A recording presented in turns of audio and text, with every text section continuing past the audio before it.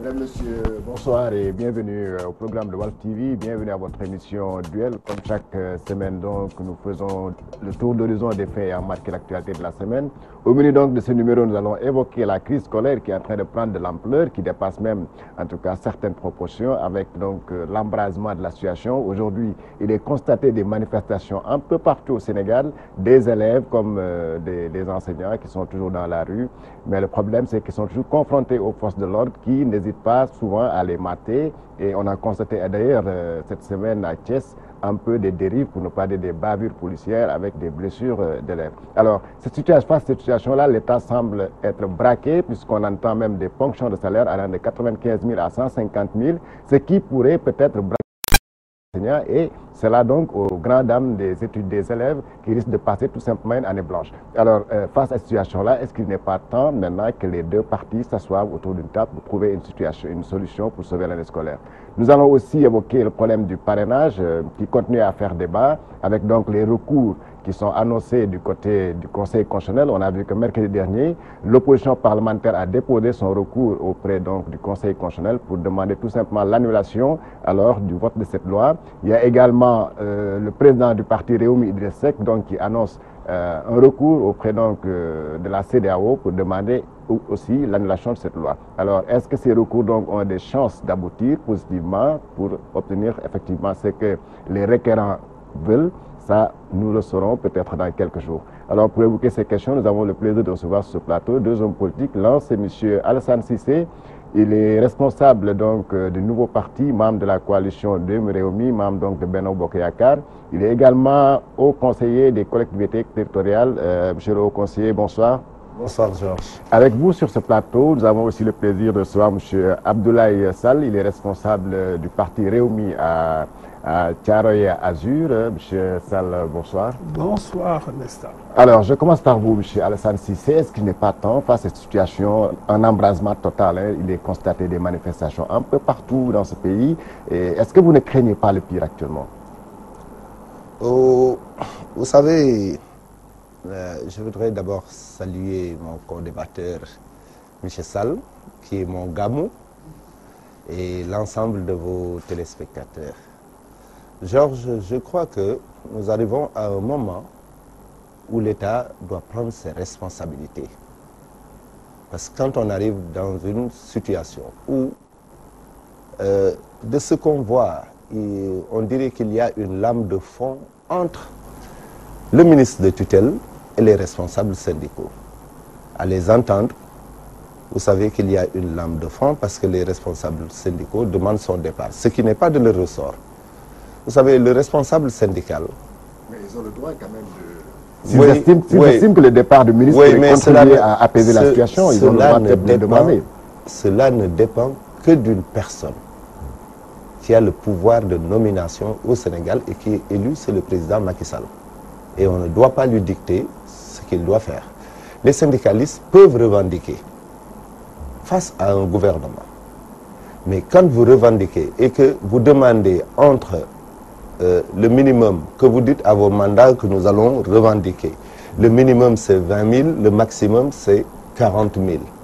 Vous faites des négociations avec le gouvernement, ça n'aboutit pas. Vous allez voir le dernier recours qu'est le président de la République, qui tranche le débat et qui dit « je donne 25 000 ». Mais il n'y a pas lieu d'aller voir la base pour reconsidérer ce que vous avez pris chez le président de la République. Un syndicaliste n'a pas de rapport de stratégie avec la base. Il a un rapport d'objectif avec la base.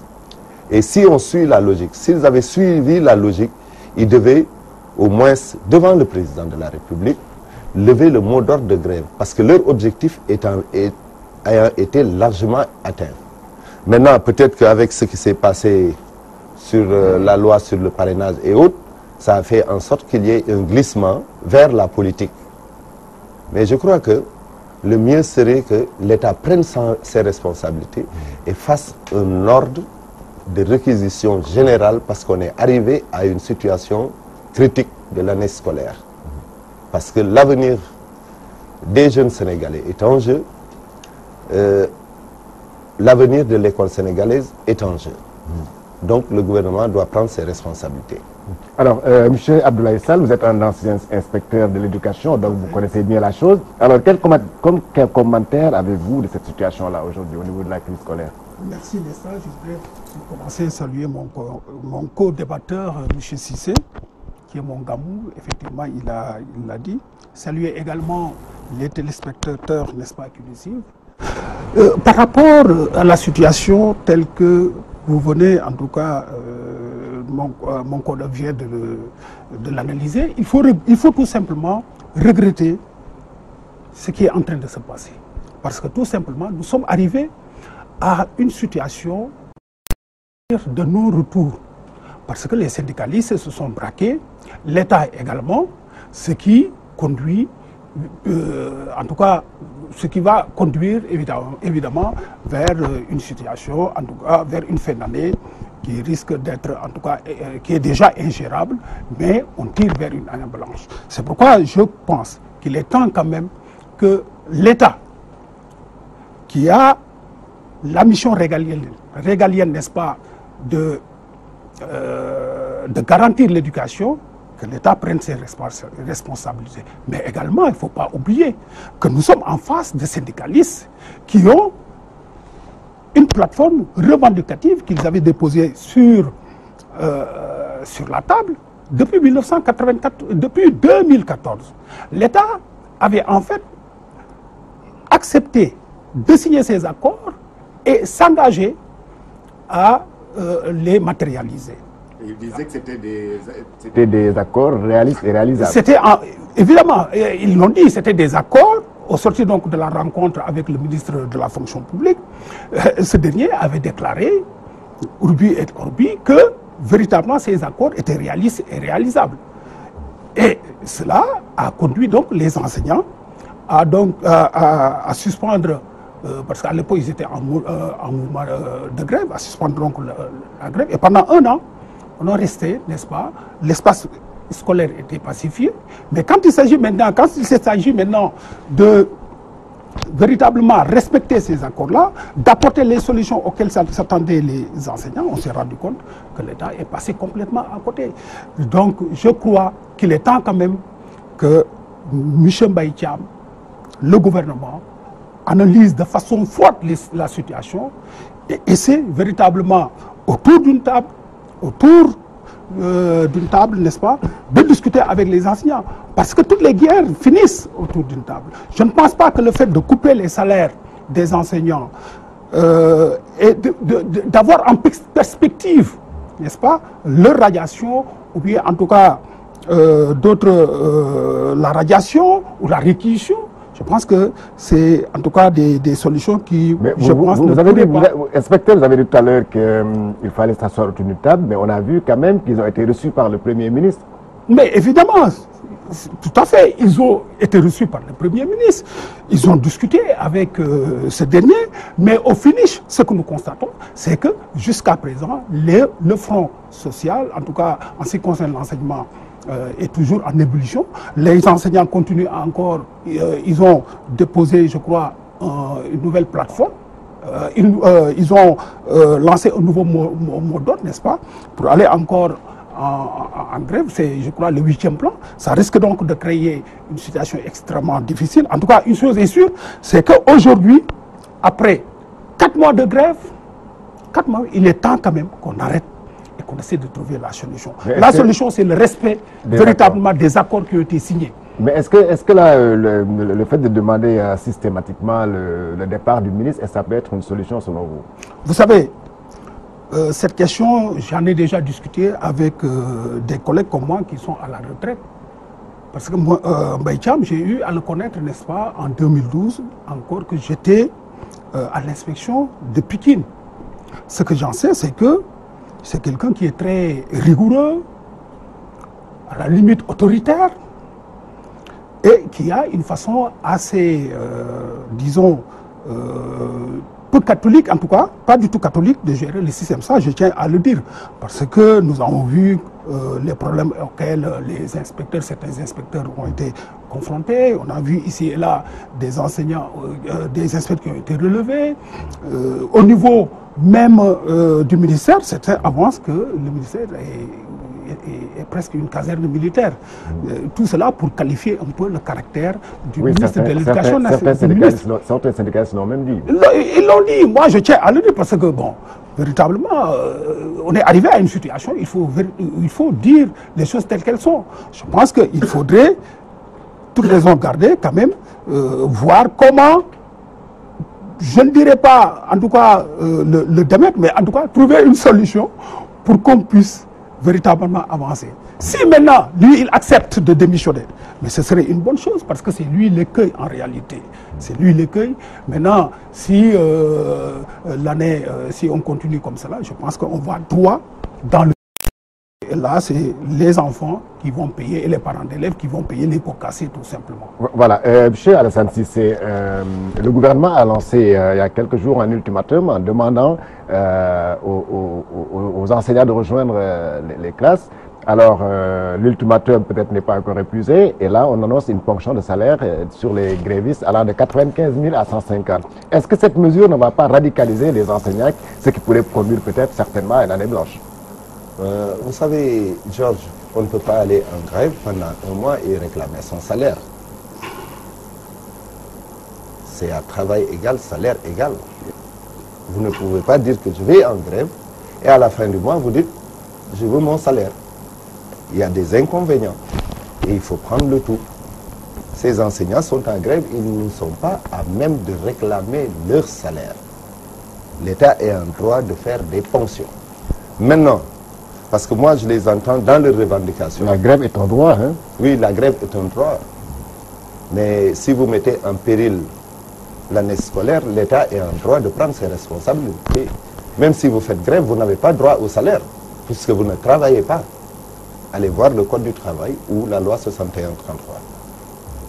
Il n'est pas dit que vous faites grève et on vous paye votre salaire. Non, ça n'existe dans aucun code au monde. Vous voyez, le problème, c'est que les gens demandent l'alignement.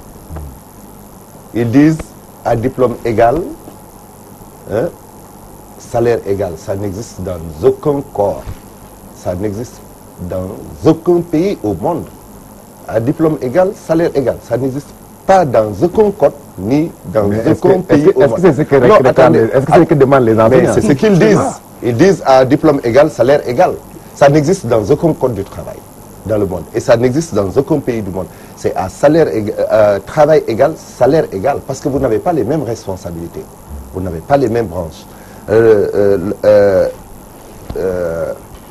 La loi 61-33 codifie les emplois dans la fonction publique.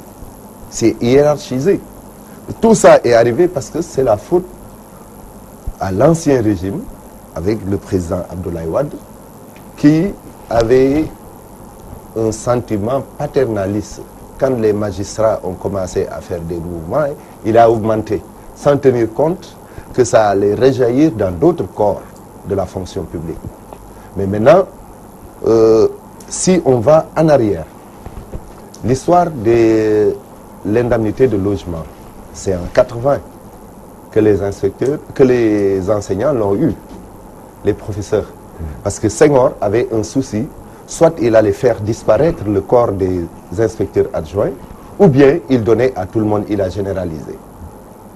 Donc ça n'existait pas jusqu'en 80. C'est en 80 que ça a commencé à exister, avec Senghor qui ne voulait pas l'extinction du corps des inspecteurs adjoints. Donc, de 1960 à maintenant, il y a eu pas mal d'augmentations. Et ces augmentations n'ont pas été de 10 000, 15 000, 10 000. Pour l'indemnité de logement, l'État même, le président même a consenti à leur donner 25 000. 25 000. Alors la grève, c'était le point d'échauffement, parce qu'il y avait eu plusieurs négociations avec le ministre de tutelle. Ça n'a pas marché, puis avec le Premier ministre. Et enfin, avec le président, c'est à lui de décider. Et il a coupé la poire en deux en leur donnant 25 000. La grève devait se terminer. Normalement. Mais il ne faut pas maintenant que les syndicalistes aillent au-delà de leurs prérogatives, demander à ce qu'on démette un ministre. Non, ça ne marche pas comme ça. Et si la démission du ministre peut être la solution? Non. Vous savez, le président n'acceptera jamais. Pourquoi? Qu'on lui mette le couteau sur la gorge pour négocier. C'est à lui que revient le pouvoir de nomination au Sénégal. Ce n'est pas aux syndicalistes. Même si l'année scolaire doit passer par là. Même si l'année scolaire doit passer par là, le président doit refuser cela. Vous savez, les syndicalistes n'ont qu'à faire leur job et laisser le gouvernement faire son job. Ce n'est pas à eux de décider qui doit être leurs interlocuteurs, oui ou non. C'est au gouvernement, au président de la République, de nommer ces ministres qui vont négocier avec les institutions syndicales. Maintenant, il peut arriver qu'il y ait des frictions entre un ministre de tutelle et des syndicalistes.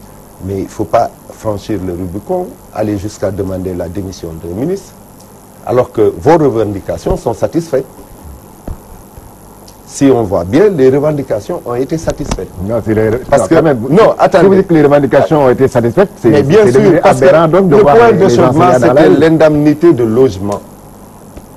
Les effectifs, c'était entre 20 et 40 000. Le président tranche et donne 25 000. Normalement, si on est un bon syndicaliste, on lève le mot d'ordre et on attend l'année prochaine pour introduire une nouvelle requête. C'est comme ça que fait un syndicaliste. Mais un syndicaliste ne peut pas dire tout ou rien. Ce n'est plus du syndicalisme, c'est du terrorisme syndical. Parce que là, on ne pense pas à l'avenir de ces jeunes qui sont à l'école. Voilà ce qu'il faut éviter, qu'il y ait année blanche. Et s'il y a année blanche, l'État sera obligé de prendre des mesures fortes pour l'école. Alors c'est pourquoi j'ai préconisé que l'État fasse un ordre général de réquisition de tous les enseignants du Sénégal pour terminer l'année. Voilà, monsieur l'inspecteur, alors l'État dit, bon, entre autres explications, l'État dit avoir injecté presque 43 milliards en 2 ans, c'est-à-dire entre 2015 et 2017, et que véritablement les enseignants n'ont plus grand-chose à dire. Comme le dit M. Alassane Cissé, le reste relève donc du terrorisme syndical. Non, là c'est vraiment faire une injure aux enseignants. Ils ne font pas dans le terrorisme, ils sont là juste pour réclamer, comme tous les travailleurs. Quand ils ont des difficultés, ils ont le droit quand même, parce qu'ils appartiennent à des organisations syndicales, de pouvoir poser ces problèmes-là, d'essayer en tout cas d'y apporter, de voir comment y apporter les solutions. Maintenant, si cela ne marche pas, ils ont, en tout cas la loi leur permet véritablement d'aller en grève. Et c'est ce qui s'est passé en l'espèce. Maintenant, je voudrais tout simplement corriger un peu mon frère Cissé par rapport à la généralisation. D'abord, il faut reconnaître que 1980 coïncide véritablement à la grève du Sud-Est. C'est la grève qui, en réalité, 1980, donc coïncide avec la grève du Sud-Est. Et c'est cette grève-là qui va conduire aux États généraux de l'éducation. Et c'est à l'occasion, n'est-ce pas, de ces États généraux que l'indemnité de logement qui était à 12 500 a été multipliée par 2 jusqu'à 25 000 francs. Ça, c'était un point, n'est-ce pas, de la plateforme revendicative, n'est-ce pas, des enseignants à l'époque du Sud-Est. La généralisation, je crois bien, elle a eu lieu vers, je crois, en 1985, pour permettre quand même à tous les ordres d'enseignement, du préscolaire au moyen secondaire, de pouvoir bénéficier de l'indemnité de logement. Maintenant, sur un autre aspect, vous l'avez dit, il l'a dit également sur, pour justifier un peu le fait que les enseignants, ce qu'ils demandent n'est pas conforme à la loi. Il a pris l'exemple du travail égal à salaire égal. Il ne s'agit pas de cela. Ici, on parle d'indemnité de logement. Il y a, en 2014, quand ils se sont retrouvés avec le ministre de la fonction publique, il était question de véritablement faire une étude sur le traitement, en tout cas, le traitement salarial dans la fonction publique. Cette étude devait être partagée pour qu'on puisse quand même apporter les correctifs nécessaires. Maintenant, c'est vrai, les syndicalistes, certains d'entre eux disent qu'ils ont quand même vu ce texte-là et qu'il est en tout cas évident que par rapport aux revendications qu'ils sont en train de poser, qu'ils sont véritablement, qu'ils peuvent en tout cas réclamer des indemnités qui soient égales à celles des fonctionnaires qui sont de la même hiérarchie, n'est-ce pas? Donc un échelonnement... Mais ils ne revendiquent pas le même salaire. Non, la même indemnité. La même indemnité, donc du même échelon, ou bien du même corps.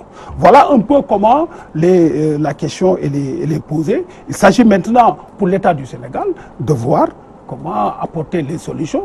Parce que, comme je le disais tantôt, on voit droit dans le mur et on risque, comme je l'ai dit, d'aller tantôt vers une année blanche. Et cela est préjudiciable aussi bien pour les parents d'élèves que pour les élèves. Les enseignants également, parce qu'on est en train de leur couper le salaire. Je le disais tantôt, je crois que c'est des mesures qui vont davantage radicaliser les enseignants. Par le passé, on a connu des grèves en 2011, en 2008, n'est-ce pas?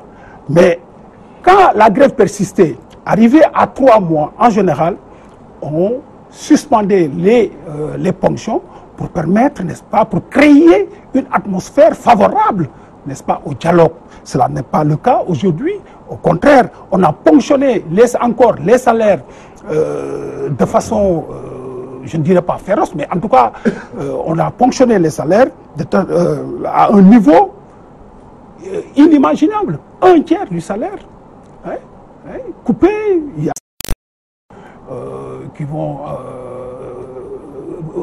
être amputés le salaire amputé de 90 000, d'autres 150 000, entre 90 000 et 150 000. Ça pose un problème, ça va encore pousser les enseignants à continuer la grève, à persister dans la grève. Moi, je pense que si véritablement on veut régler le problème, il faut commencer d'abord par créer une atmosphère stable, une atmosphère qui puisse permettre aux enseignants et à l'État de s'asseoir autour d'une table. Et la meilleure façon de le faire, c'est d'arrêter les ponctions, de rembourser les montants qui ont été sanctionnés. Cela va peut-être pousser les enseignants à faire un pas. Si l'État lâche du lest, je crois que les enseignants en feront de même. Par le passé, cela s'est passé comme ça. En 2012, les choses se sont passées comme cela.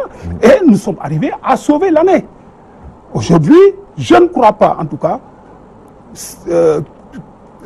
par rapport aux mesures qui ont été prises par l'État du Sénégal en ponctionnant les salaires des enseignants, je crois qu'on va droit au mur, on va droit dans le mur.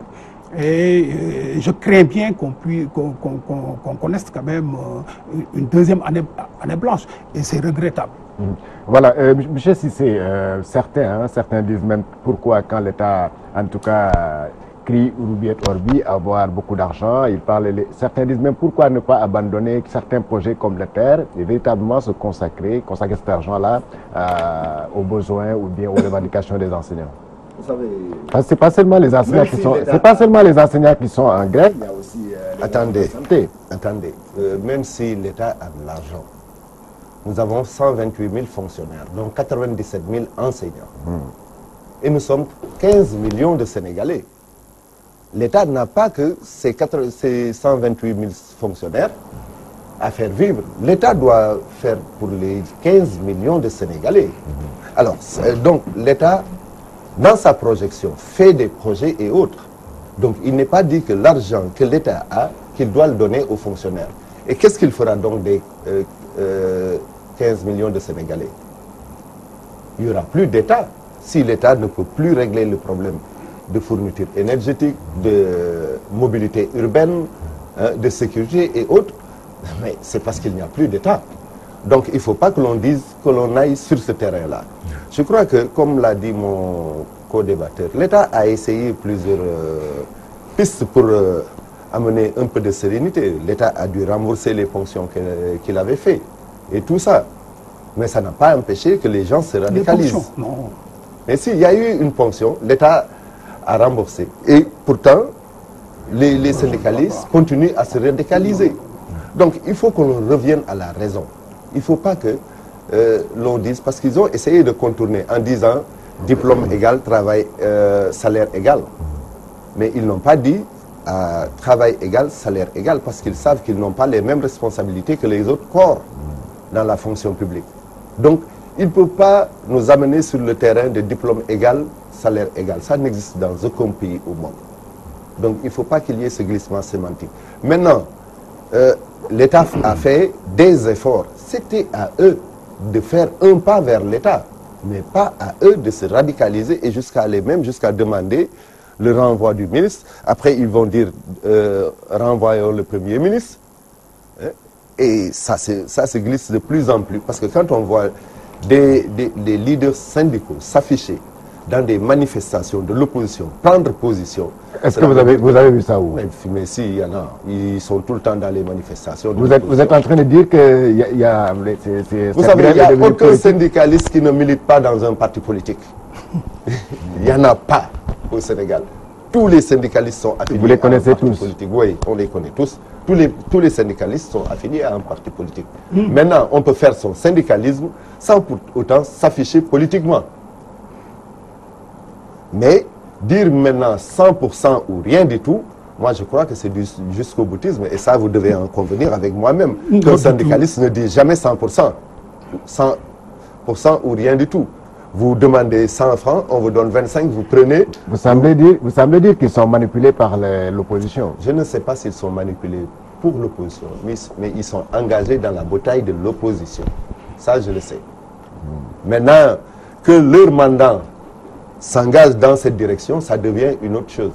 C'est-à-dire qu'on est en train de glisser les enseignants vers la politique.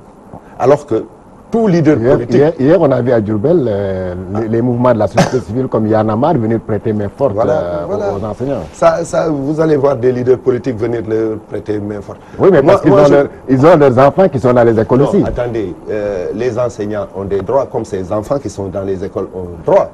Le droit de grève ne leur donne pas le droit de mettre en péril la vie de ces enfants. Ce n'est pas parce qu'ils doivent aller en grève qu'ils doivent mettre en péril les enfants. Ils ont un devoir envers ces enfants aussi. Et ils ne doivent pas mettre en péril l'éducation de ces enfants. Parce qu'ils sont payés pour ça. Maintenant, vous ne pouvez pas dire je n'enseigne pas pendant un mois et après je réclame mon salaire. Où est-ce que vous avez vu ça? Moi, je crois qu'il faut qu'on revienne à la raison. Que l'on sache raison garder.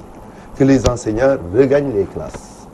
Mais ils peuvent demander encore, ils peuvent déposer une autre plateforme revendicative pour l'année prochaine et ainsi continuer jusqu'à atteindre leur objectif. Mais dire que moi, syndicaliste, je suis devant le président de la République, il satisfait à moitié ma revendication, je lève le mot d'ordre et je vais introduire une autre plateforme revendicative. Ça devient un éternel recommencement. Le fait de dire devant le président de la République, qui est le garant, je vais consulter ma base, c'est-à-dire que vous lui montrez votre refus par rapport à... Poliment, vous lui montrez que vous refusez. Parce que la base, le syndicaliste, n'a pas de rapport de stratégie avec la base. C'est le syndicaliste qui fait... Non, attendez, dans tout syndicat. Mais vous avez vu samedi passé quand le ministre a annoncé que le mot d'ordre a été levé par certains syndicats. Alors la base, en tout cas il y a certains syndicats, leur base, mais on dit tout simplement non, nous n'avons pas levé, nous ne sommes pas d'accord. Du fait du refus des syndicalistes, on a amené les bases à se radicaliser. Mais c'est le syndicaliste qui fait une stratégie. C'est à lui de faire la stratégie. Il dit à la base, voilà, nous voulons avoir tant. Maintenant, notre stratégie, c'est la lutte.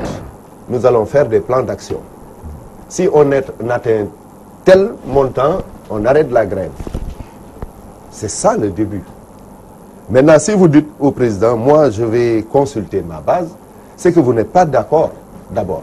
Mais même vous les hommes politiques, vous consultez souvent la base. Non, on dit qu'on consulte la base, personne ne consulte sa base. De toutes les façons, les syndicalistes avaient la latitude de lever le mot d'ordre au palais, puisque la revendication était satisfaite.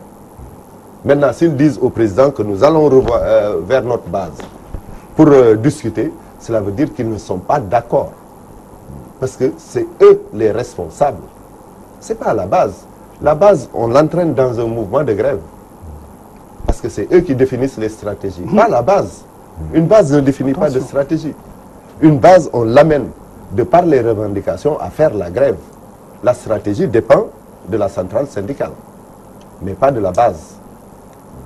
Donc voilà ce qui a amené à ce que certains enseignants se sont radicalisés. Alors, inspecteur, on a vu quand même certains leaders, en tout cas de la mouvance présidentielle, dire que bon, le mouvement de grève est devenu politisé du fait qu'on a vu les leaders comme la FEDER qui sont allés rencontrer Idriss Seck, votre président. On a vu récemment également, hier seulement, Malick Gakou a rencontré donc, a déclaré à Pikine qu'il voulait jouer au médiateur si on lui permettait. Alors, est-ce que cela ne va pas conduire quand même à faire penser que les leaders syndicaux sont manipulés par l'opposition? Mais écoutez, Nesta, si cela s'avère vrai, il faudrait remonter, n'est-ce pas, le temps. En 2012, qui avait rencontré les syndicats entre les deux tours, n'est-ce pas? Mais c'était le président, c'était le candidat Macky Sall. C'est lui qui leur avait promis, n'est-ce pas, dès qu'il va accéder, n'est-ce pas, à la magistrature, qu'il allait satisfaire leurs revendications.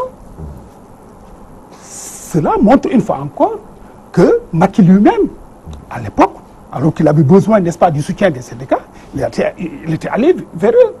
Il est allé comment? Avec quelle posture et à quel titre? Parce que tout simplement, il était candidat, parce qu'il était aussi homme politique. Aujourd'hui, que des syndicalistes aillent rendre visite, n'est-ce pas, à des, comment dirais-je, à des leaders politiques, le FEDER est allé rendre visite, n'est-ce pas, et exposer ses problèmes. Idriss Seck les a reçus, a discuté avec eux et était prêt véritablement à proposer des solutions pour que cette grève-là puisse être, en tout cas, pour que la question soit véritablement réglée, pour que le mot d'ordre des enseignants puisse être levé. Malick Gakou, oui, allez-y. Malick Gakou qui également est prêt à jouer le rôle de médiation, moi je pense aussi que c'est une bonne chose. Après tout, c'est des citoyens. Ils ont leurs enfants dans les écoles. Et donc, ils ont le droit véritablement de s'impliquer comme l'a fait, n'est-ce pas, le ministre, le Premier ministre, comme l'a fait également le président de la République. C'est vrai qu'eux, ils sont chargés, n'est-ce pas, de la mission régalienne, n'est-ce pas, de garantir l'éducation des enfants. Mais je crois, aujourd'hui également, eux aussi, ils ont une posture politique. Nous avons vu le réseau des enseignants se prononcer sur la question, n'est-ce pas, de l'APR, le réseau des enseignants de l'APR, aussi prendre une position par rapport. Le réseau des enseignants, ils sont derrière qui? Ils sont derrière le président de la République. C'est dire donc que quelque part, sur cette question-là, véritablement, je ne crois pas, en tout cas à mon humble avis, que derrière ces enseignants, il y a des hommes politiques. Parce que cette plateforme, ces engagements qui ont été signés, cela a été fait en 2014. En ce moment-là, je ne crois pas que ces syndicalistes étaient dans... et quand ils ont commencé aussi à déclencher ce mouvement, mais écoutez, ils n'étaient pas dans les... En tout cas, ils n'étaient pas... Mais plus sérieusement, inspecteur, est-ce que vous pensez que si aujourd'hui Idriss Seck fait des propositions, ou bien un certain Malick Gakou, est-ce que vous pensez sérieusement que l'État va prendre compte de ces... Mais écoutez, ça dépend de l'État. Mais si on est dans un... si en tout cas l'État est responsable, je crois que l'État doit pouvoir quand même accepter, n'est-ce pas, cette médiation-là. Parce qu'après tout, c'est des citoyens qui veulent trouver une solution et qui ont certainement peut-être aussi, quelque part... décrisper la situation. Qui peuvent décrisper la situation. Je crois que c'est une chose qu'on peut leur accepter. En tout cas, il y a un aspect sur lequel je voudrais également intervenir et qui est extrêmement... c'est quand il dit que les syndicalistes mettent en péril, n'est-ce pas, l'avenir des enfants. Je pense qu'il ne s'agit pas de cela. Mais si les élèves ne sont pas dans les classes, si les enseignants sont là, la responsabilité incombe à l'État. C'est l'État qui a pris des engagements et qui n'a pas voulu les respecter. Et c'est ça qui a conduit, n'est-ce pas, à ces mouvements. Donc l'État est le premier responsable. Maintenant que la situation a atteint un seuil, en tout cas, qui risque en tout cas de créer des problèmes au potache. Je pense qu'il faudrait quand même que l'on puisse s'asseoir, comme je le disais tantôt, et essayer de trouver les solutions qui s'imposent. Très bien. La situation est devenue inquiétante. Est-ce qu'il ne faudrait pas, par exemple, écouter tout le monde, écouter les leaders d'opinion, écouter les partis de l'opposition, écouter les chefs religieux? On écoute les chefs religieux, donc pourquoi ne pas écouter les hommes politiques qui ont des propositions à faire? Georges, attendez, avant de répondre à la question, je vais un peu rappeler ce que j'ai dit. La responsabilité n'incombe pas simplement à l'État. Et dites-moi quel engagement l'État a pris et qu'il n'a pas respecté. Le seul point d'échoppement entre l'État et les syndicalistes, c'est l'indemnité de logement. Les autres points ont été satisfaits. Non, du tout. Ah si. Il n'y a que l'indemnité de logement que vous entendez parler.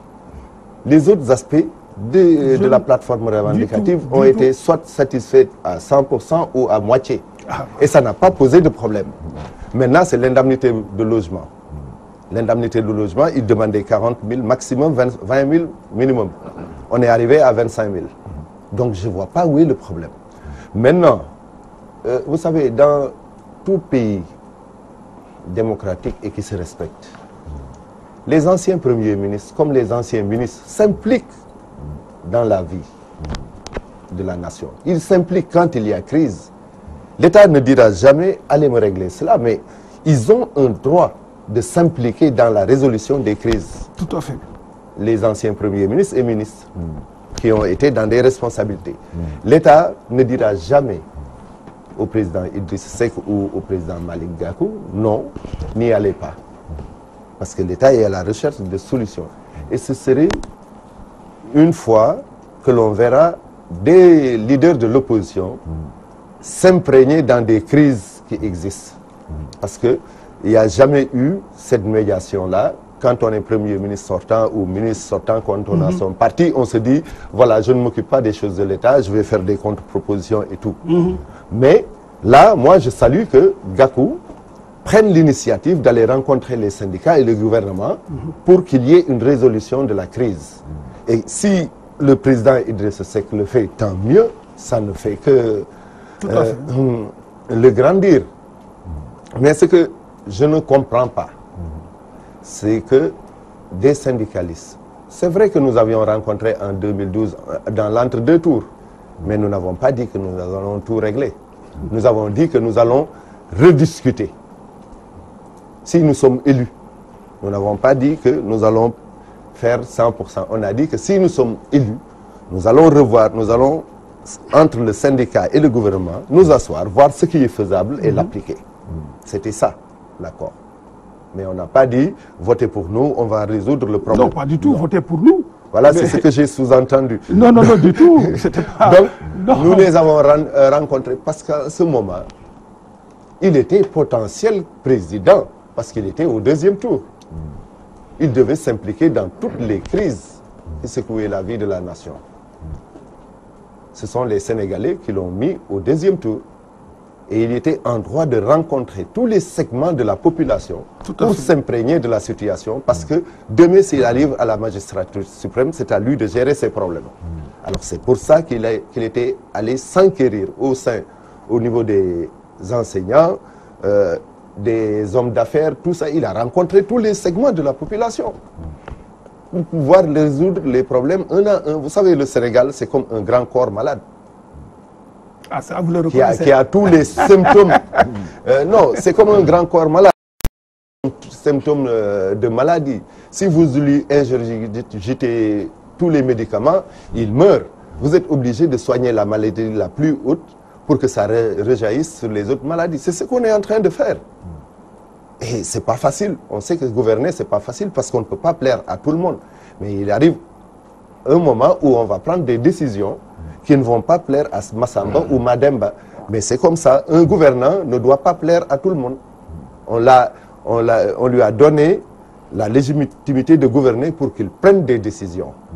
Mais pas pour plaire à tout le monde. C'est comme ça qu'on dit un kilifa warul neex ñep day jël décision.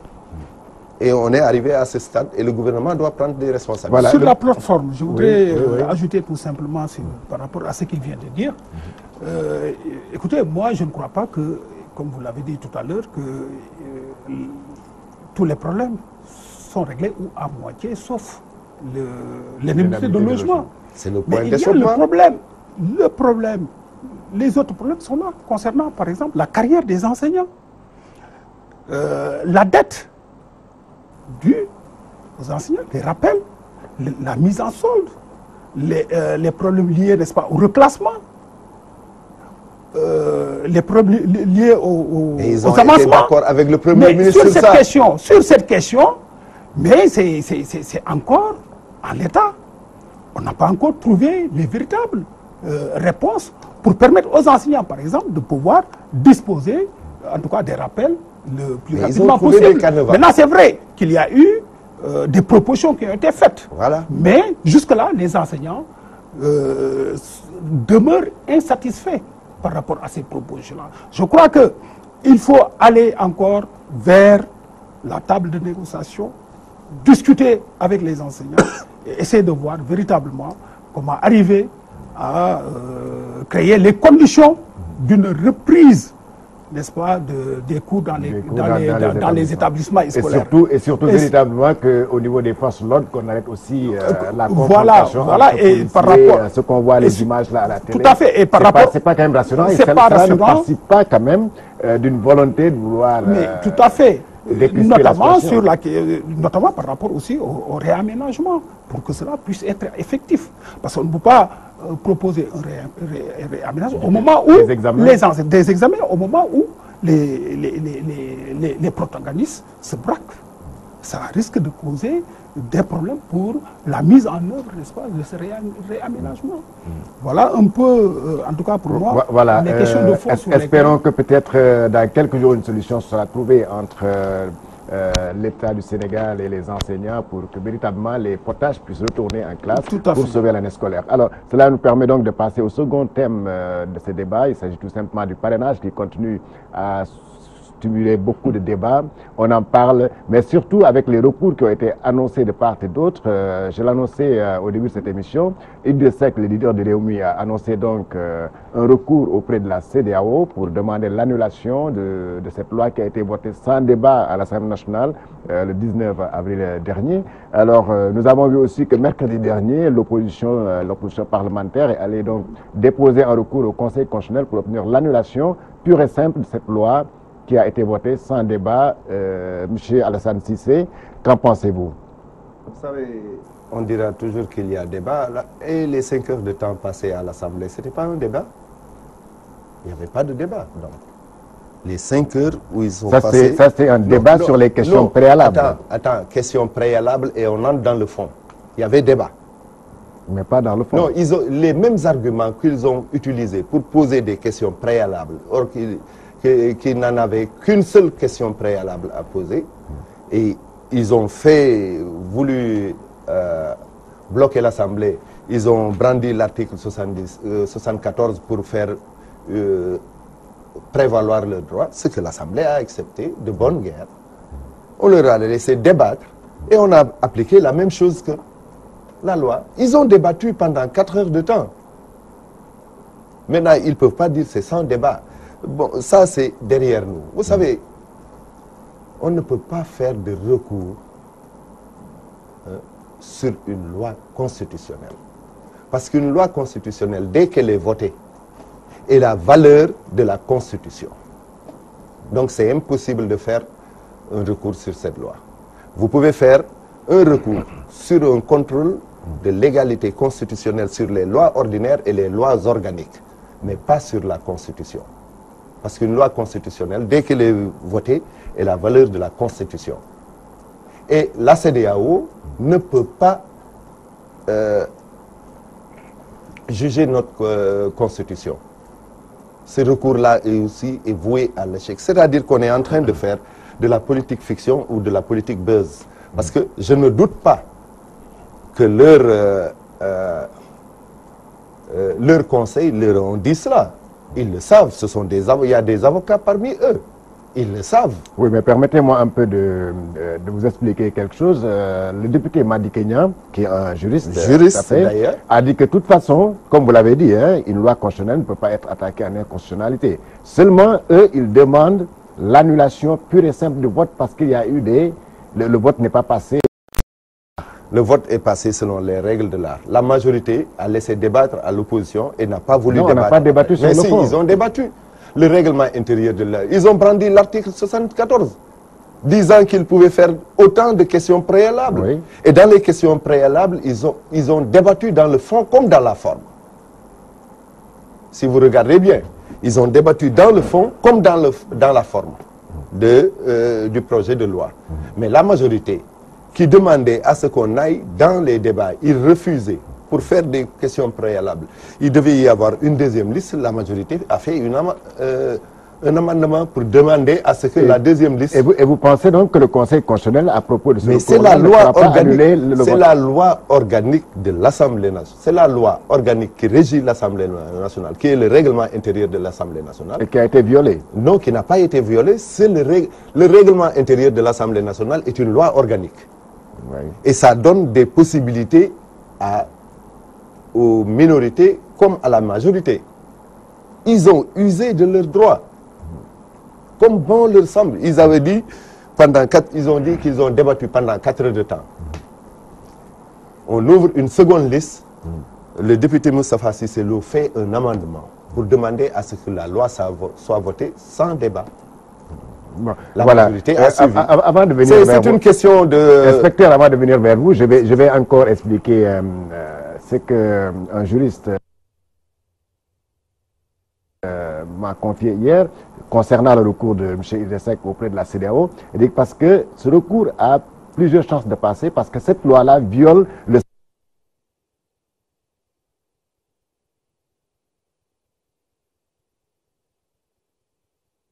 secret du vote. Et ensuite, cette loi-là, elle est difficilement applicable du fait de pouvoir vérifier l'authenticité des 50 000 ou plus signatures. Vous savez, en quoi cette loi viole le secret du scrutin? Oui, parce que si vous venez vers l'inspecteur Sall, vous lui dites, voilà, parrainez-moi, il saura tout de suite que vous allez voter pour lui. Attendez, on peut parrainer une personne sans voter pour lui. Hein. Ouais, mais ça c'est... Non, ça c'est une manière de parler. Non, il y a toujours eu des gens qui ont signé pour des gens et ne votent pas pour eux. Je vais vous donner un exemple plus simple.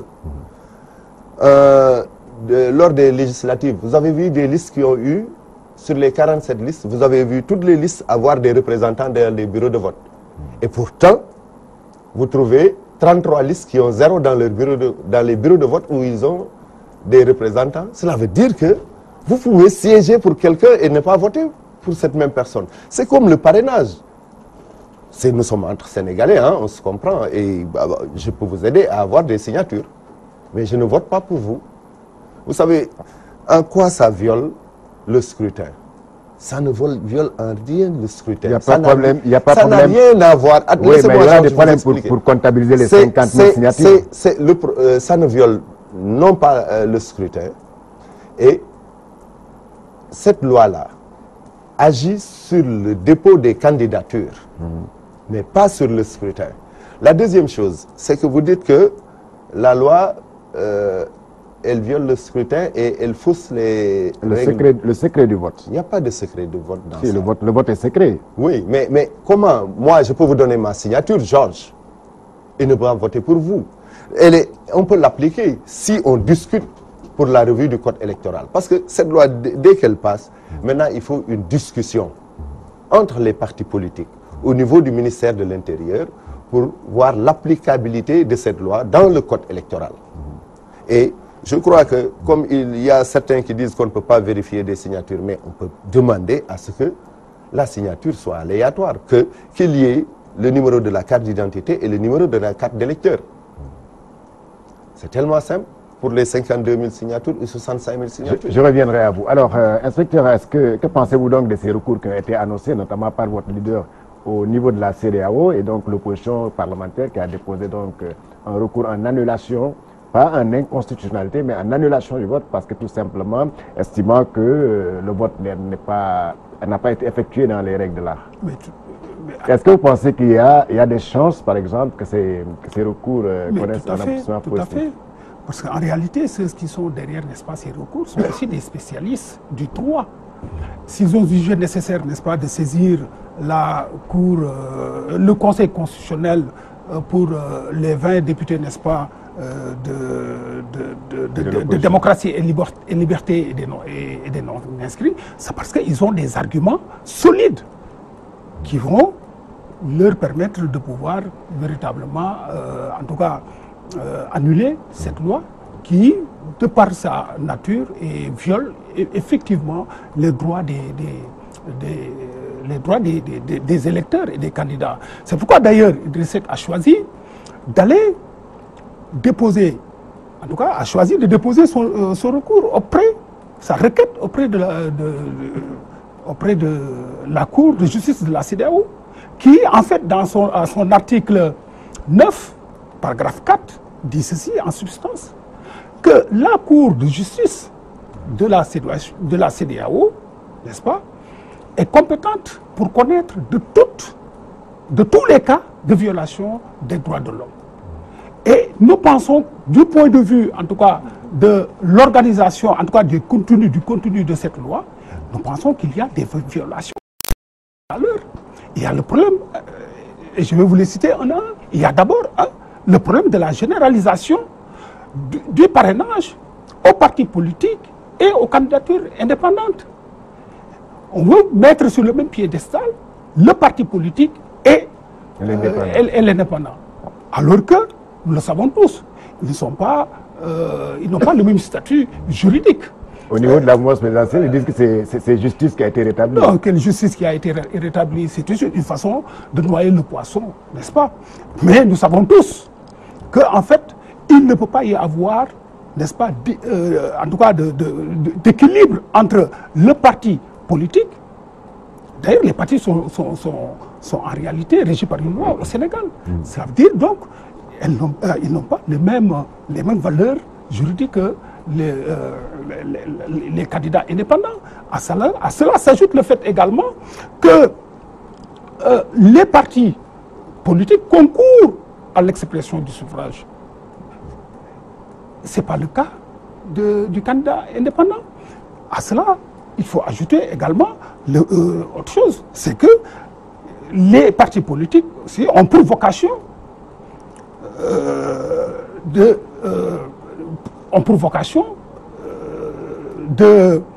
comment je vais l'appeler encore, d'aller à la conquête du pouvoir et de l'exercer. D'aller à la conquête du pouvoir et d'exercer le pouvoir et d'exercer l'exercice du pouvoir. C'est donc à ce niveau il y a un problème lié, n'est-ce pas, aux droits humains. L'autre aspect qui me semble extrêmement important, vous l'avez dit tantôt, c'est la violation du secret du vote. Dès l'instant que vous ne pouvez parrainer qu'une seule personne, qu'un seul candidat, ça veut dire on peut identifier qui vont voter pour telle ou telle liste. On peut les identifier. C'est un vote par anticipation. C'est un vote par anticipation. Donc, il y a une violation aussi à ce niveau-là du secret du vote.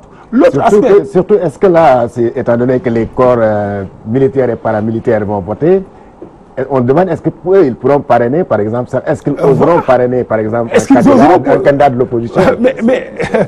Ah bon? Oui. Vous pensez que s'il vous plaît, je termine sur cette question. Oui. Laissez-moi terminer sur cette question. Je voudrais quand même terminer sur la question. Il y a aussi l'impossibilité, vous l'avez dit, technique et matérielle, de pouvoir contrôler les signatures. Mais il y a le professeur Issa, je crois, Sall, du PUR, mais qui l'a dit sur plusieurs plateaux de télévision. Dans un pays où beaucoup, en tout cas, sont à la tablette, ne peuvent pas signer. Le problème va au-delà. Nous n'avons pas encore, en tout cas, les instruments qui puissent nous permettre, en tout cas, de contrôler, de vérifier. 65 000, et qui va vérifier? Qui va les vérifier? Est-ce que ce sont les 7 sages? Est-ce qu'on va mettre en place une commission? Donc ça pose un problème de faisabilité. Il y a un autre aspect également extrêmement important, c'est les dysfonctionnements qu'on a notés au niveau de la confection des cartes d'identité biométriques. C'est une violation des droits, n'est-ce pas? Parce que tout simplement, la personne, n'est-ce pas, l'électeur, la personne qui s'est inscrite, n'est-ce pas, et qui ne dispose pas de sa carte d'électeur, mais ne pourra pas parrainer il est dans l'impossibilité, on viole ses droits. Je crois que si nous mettons tout cela ensemble et en nous appuyant sur les traités et instruments juridiques internationaux qui ont été, comme la Charte africaine des droits de l'homme et des peuples, et également la Déclaration universelle des droits de l'homme, je pense qu'on arrivera à avoir satisfaction sur la recevabilité, n'est-ce pas, de la requête de M. Idrissa Seck. Michel Alassane, il y a véritablement de quoi avoir peur avec cette loi-là. Est-ce que véritablement vous pensez que cette loi, même si elle est votée, est-ce qu'elle pourrait être promulguée dans ces conditions-là? Bien sûr. Attendez, moi je crois qu'on est en train de faire du guissané politique. Non. Parce que dire que on va connaître tel et tel vont voter pour... Non, on ne connaît pas qui vote. Mais monsieur, je vais vous donner un exemple très simple. Si vous voulez, je vais vous donner un exemple. Laissez-moi expliquer. Mais il est évident que le candidat de l'opposition, mais c'est ce qui vont le parrainer, mais ce sont ces militants, parce que ceux-là se diront quoi? Si en fait je ne parraine pas mon candidat, il sera éliminé. Tout à fait. Donc ces gens-là seront identifiés. Et qui peut les éliminer? Et qui peut les éliminer? Non, soyons sérieux. Mais c'est pas pour rien. Laisse-moi terminer. C'est pas pour rien. Non, c'est moi qui ai la parole. Dans l'équipe de campagne du président de la République, je vous ai laissé, qui a été formé récemment, on a l'ancien directeur de la direction des statistiques qui est au niveau du port.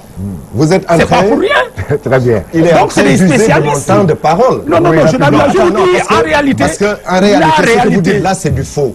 Qu'est-ce que ça veut dire, c'est du faux? Dès qu'on ferme la révision exceptionnelle des listes, personne ne peut avoir accès. Même le ministre de l'Intérieur n'a plus accès au fichier électoral. Attendez, laissez-moi terminer. C'est-à-dire, vous dites une chose que vous ne connaissez pas. C'est vous qui connaissez. Vous ne connaissez rien du tout. Le ministère de l'Intérieur gère le fichier d'identité nationale. Mais pourquoi? Alors, donc, vous dites qu'on élimine. Non, attendez, Sall, laissez-moi parler. Oui, vous avez une minute à terminer. Vous savez, la CEDEAO n'a pas vocation de juger les constitutions des pays qui la composent. Deuxièmement, vous savez qu'on ne peut pas annuler une loi constitutionnelle. La CEDEAO n'a pas cette vocation. Le Conseil constitutionnel, vous lui dites de se déjuger. C'est quoi cette histoire? Où voulez-vous en venir? Le Conseil constitutionnel? Oui, vous lui dites de se déjuger.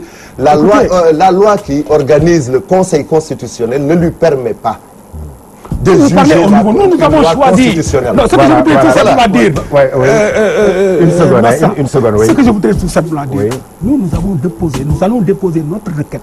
Parce que nous pensons que le Conseil constitutionnel n'est pas, en tout cas, digne de confiance. Là, vous allez à la CEDEAO. Nous allons à la CEDEAO et là, nous pensons pouvoir quand même obtenir gain de cause. Voilà. Et si la CEDEAO vous dit qu'elle ne peut pas juger, vous allez dire qu'elle n'est pas digne de foi. C'était tout. Est terminé. Merci donc à M. Alassane Cissé. Je rappelle que vous êtes membre du Haut Conseil des collectivités territoriales, secrétaire général du nouveau parti, membre donc de la coalition Doomu Rewmi de Benno Bokk Yakaar. Merci à M. l'inspecteur, M. Abdoulaye Sall, il est membre de Rewmi, responsable à Thiaroye Azur. Merci à l'équipe technique, Cheikh Tidiane Diop. Merci à vous, chers téléspectateurs. Excellent week-end avec les programmes de Walf TV.